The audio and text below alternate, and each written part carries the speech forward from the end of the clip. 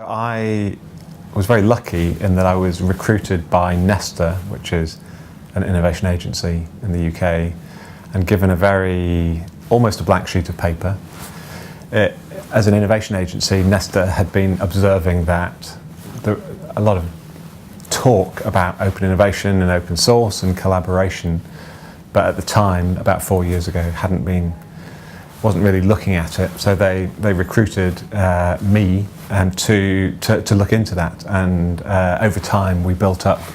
So it was a wonderful opportunity, blank sheet of paper, as I say, and we, after a relatively short space of time, decided there were 3 areas that we wanted to focus on.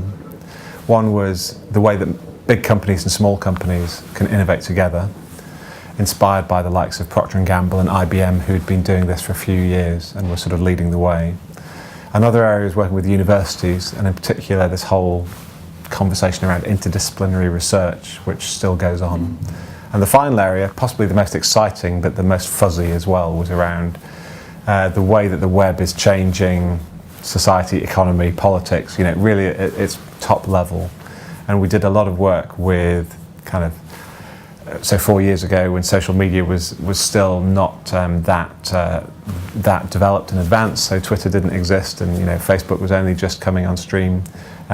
We did a lot of work, especially around social media for social change, and did a number of things such as Social Innovation Camp, which you may have heard of, and things like Reboot Britain, and worked with Tim Berners-Lee and various things. So really feel very fortunate to have been brought in. First time I've ever really been able to genuinely being tasked with initiating something from scratch, and got to a point where it's been very interesting, very exciting, and in particularly the work with multinational companies was sort of exceeding our expectations and making a lot of money for other people, not for Nesta.